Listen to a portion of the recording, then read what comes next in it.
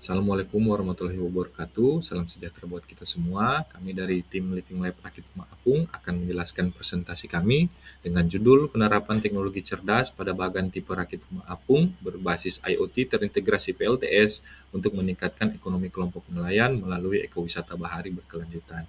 Perkenalkan, saya sendiri Ketua Peneliti Leoni Arestaweno dengan anggota Stephen Rumokoy, Maxi Sendiang, Mikael Monggolo, Duarso Kota, Friska Papia, dan Stanley Bernardus Dodi.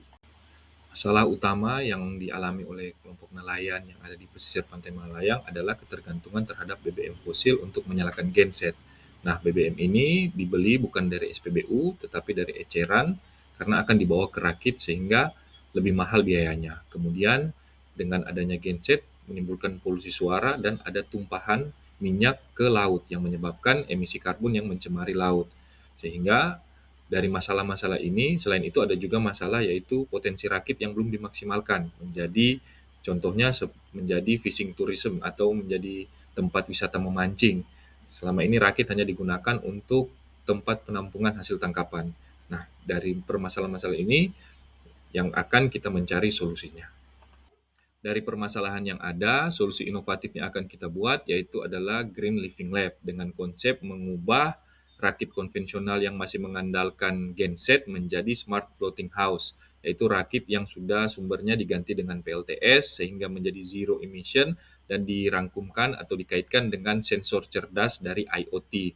Sehingga dari IoT ini kita bisa memantau kondisi ikan, kualitas air, kemudian tegangan dan arus yang ada di rakit, serta menjadi saklar cerdas ketika bisa menghidupkan dan menyalakan lampu atau mematikan lampu dari darat apabila terjadi ombak besar atau misalnya ada angin kencang, kita bisa mengontrol itu dari darat, tidak perlu lagi ke rakit.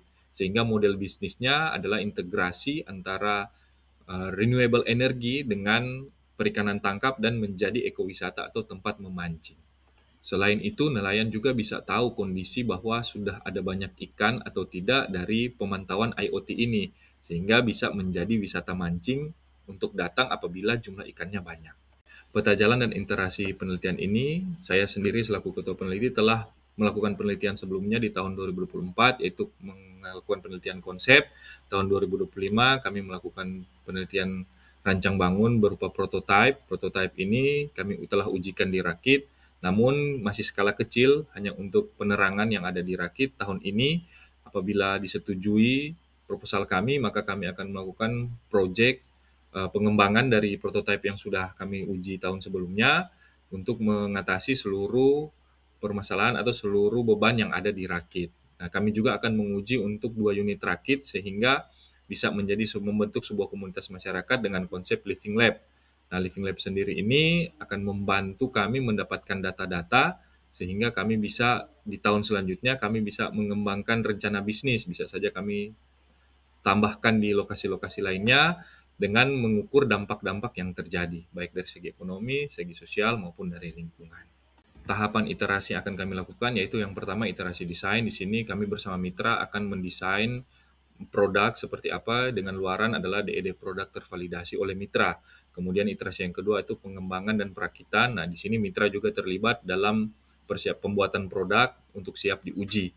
Nah, luarannya adalah produk yang siap diuji. Kemudian iterasi yang ketiga adalah tahap pengujian dan penyempurnaan. Tentunya mitra juga akan terlibat di sini. Kita akan uji produk yang ada rakit di laut seperti apa, apakah sudah tervalidasi atau belum. Kemudian iterasi yang keempat adalah diseminasi dan validasi. Di sini juga akan terlibat dari pemerintah dan dari media akan meliput bahwa melihat apakah benar sudah bisa tervalidasi oleh pengguna. Yang terakhir adalah keberlanjutan. Nah, keberlanjutan di sini tentunya mitra baik dari mitra industri maupun dari mitra pemerintah maupun dari mitra nelayan akan berkolaborasi untuk melakukan rencana bisnis ke depannya, apakah bisa diterapkan di tempat lain atau tidak. Mitra kolaborasi kita yaitu Pentahelix, ada dari akademisi yaitu kami sendiri, kemudian kelompok nelayan, kemudian dari pemerintah ada Dinas Pariwisata dan Dinas Kelautan, kemudian dari industri ada CV Sipta Surya Energi Indonesia, dan ada dari media yaitu Tribun Manado. Dampak dan target luaran dari penelitian kali ini yang pertama tentunya dampak ekonomi. Dengan adanya perubahan dari konvensional menjadi berbasis teknologi, maka pengurangan biaya penggunaan BBM akan menurunkan biaya operasional. sehingga nelayan mendapat keuntungan dari hal itu. Kemudian adanya model bisnis baru, pengembangan uh, rakit menjadi wisata memancing yang awalnya hanya sebagai tempat penampungan, itu juga dapat meningkatkan ekonomi dari nelayan. Kemudian dampak sosialnya adalah nelayan tidak lagi buta terhadap teknologi, tapi menjadi peningkatan literasi teknologi menjadi melek teknologi. Kemudian adanya partisipasi masyarakat dalam memberikan inovasi atau saran dan mengambil keputusan menjadi peningkatan dampak sosial dalam penelitian kali ini. Kemudian dampak lingkungan yaitu pengurangan emisi karbon akibat penggunaan genset dan juga pencemaran lingkungan akibat tumpahan minyak ke laut menjadi berkurang dengan adanya Living Lab ini. Target luaran pada penelitian kali ini yaitu luaran TRO dan NTRO. Luaran TRO meliputi produk siap manfaat, artikel jurnal ilmiah, paten, dan HKI. Luaran NTRO meliputi pameran hasil produk. Nah, luaran produk sendiri adalah 2 produk bagan tipe rakit rumah apung yang berbasis IoT dan terintegrasi PLTS.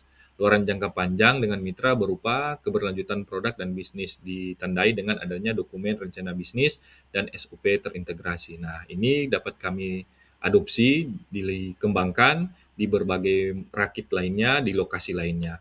Harapan kami juga selain daripada target luaran ini, Living Lab ini juga bisa menjadi tempat pembelajaran sebagai pembelajaran renewable energy ataupun pembelajaran terkait wisata bahari. Nah, di sini kami bisa kembangkan menjadi sebuah contoh dan bisa diadopsi di wilayah-wilayah lainnya.